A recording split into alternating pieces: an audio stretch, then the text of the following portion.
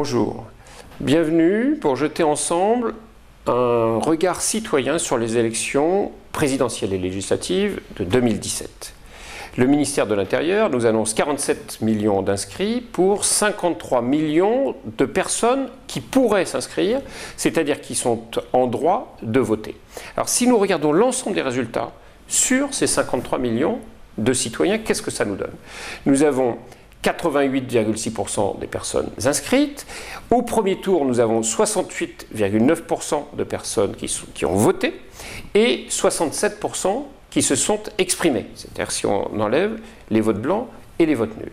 Au second tour, nous avons 66% de votants pour 58% de scrutins exprimés. Et donc Emmanuel Macron, c'est ça qui nous intéresse pour comprendre la légitimité du chef de l'État, a obtenu au premier tour 15,82 de scrutins par rapport à l'ensemble des 53 millions de citoyens et au second tour 38,54% de l'ensemble des citoyens. Donc c'est-à-dire qu'il n'a pas obtenu, comme c'est annoncé partout, 66% des scrutins, mais 38% des citoyens. Donc la légitimité, là, est à regarder autrement. Maintenant, si on regarde les législatives, même base, 53 millions, mêmes inscrits, 88,6%, et nous avons 43,13% de votants au premier tour, pour 42% d'exprimés.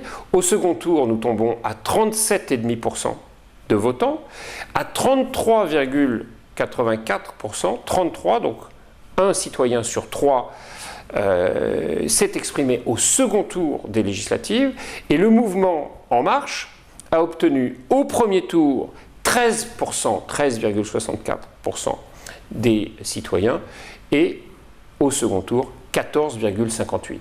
Et donc le problème, c'est qu'avec 14,58% des citoyens, un parti est devenu finalement un parti au pouvoir unique, monopole du pouvoir, plus de 300 députés, donc plus de la majorité absolue parmi les 577 députés, et donc avec seulement 15% des voix, on a un parti qui a l'ensemble du pouvoir.